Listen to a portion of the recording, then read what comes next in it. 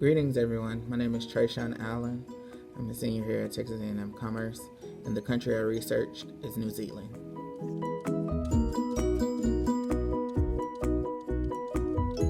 New Zealand is an island located in the South Pacific and is southeast of Australia.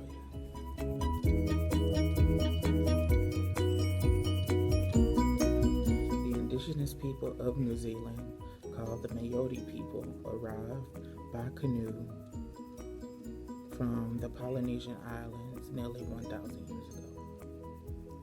New Zealand was then encountered by a Dutch explorer named Abel Tasman in 1642, but was quickly dismissed from the island by the natives.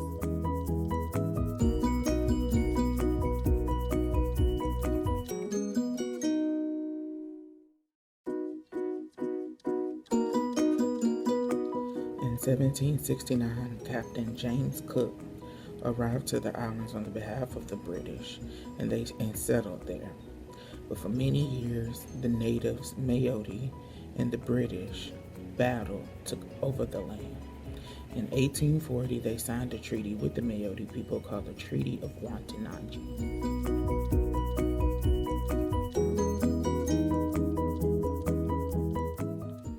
The island is 103,000 square miles, which is similar to the size of the UK. The population of the island is 4 million people. The capital of New Zealand is Wellington, which houses 11% of the nation's population.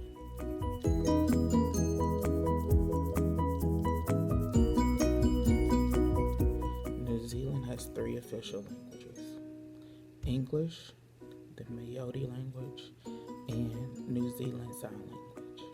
Christianity is the predominant religion in New Zealand, although the society is among the most secular in the world. The 3 sectors of Christianity that are practiced there is Roman Catholicism, Presbyterianism, and Anglicanism. The minority religions there are Hinduism, Buddhism, and Islam, and also Sikhism.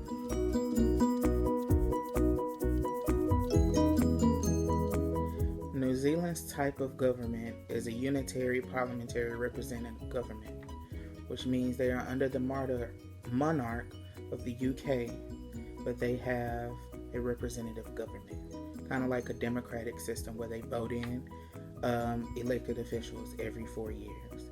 Currently, the monarch is served by Queen Elizabeth II, but the government in general is Patsy Reddy.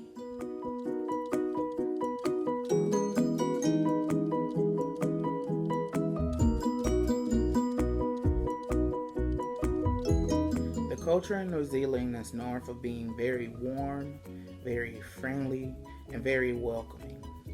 Forbes magazine recently did an article where they did a study where it said 75% of all immigrated patrons found it almost easy to assimilate into the area.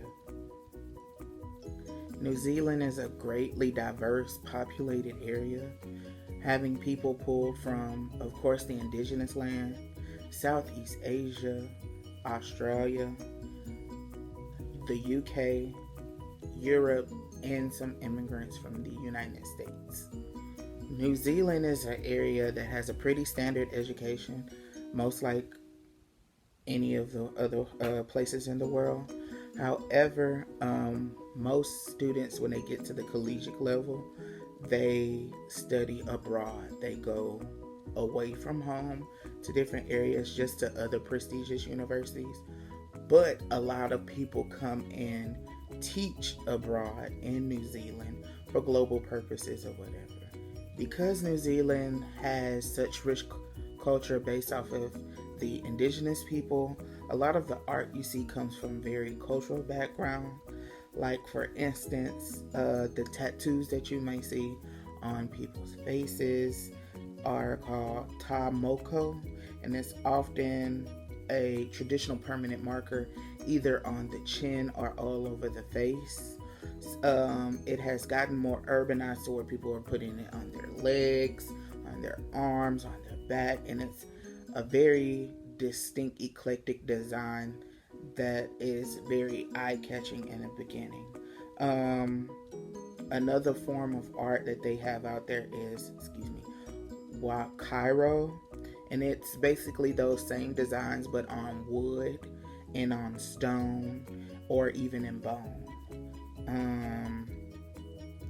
Another unique custom that they have out there is haka, and haka is a traditional Maori war dance, and it's very expressive and very strong and firm, and a lot of times people see it in just like remembrance ceremonies. That's where I've been seeing it more lately, and yeah.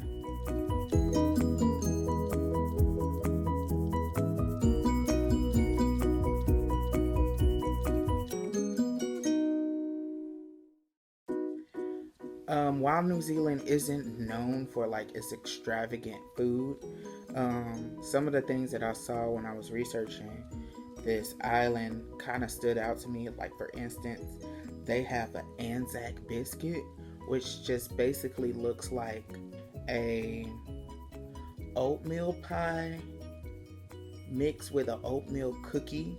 It's like a biscuit, but it's like really big. Next is the kiwi meat pie, which looks more like a shepherd's pie, but you know, they name it after their land.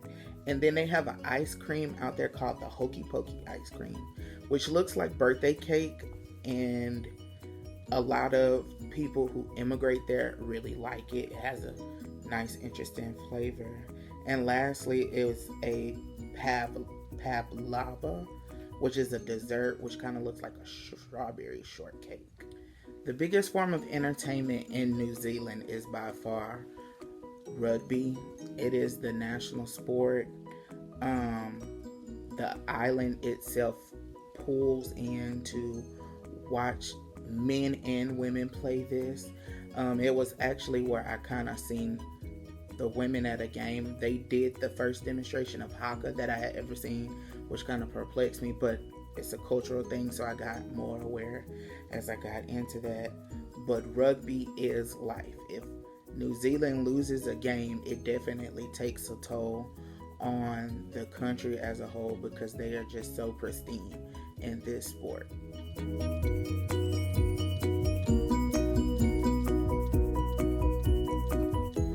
All in all, I enjoyed my time researching this country. It definitely is a place I would say I want to visit, just based off of the scenery of the island, the nice warm invitation it has based off of the people that's there. I'm interested in some of the customs. While I wouldn't get a tattoo, I would observe people getting one. I would like to try the Hokey Pokey ice cream. It did look kind of good. And potentially watch a rugby game. Rugby is kind of big here, but it's completely on another level in New Zealand.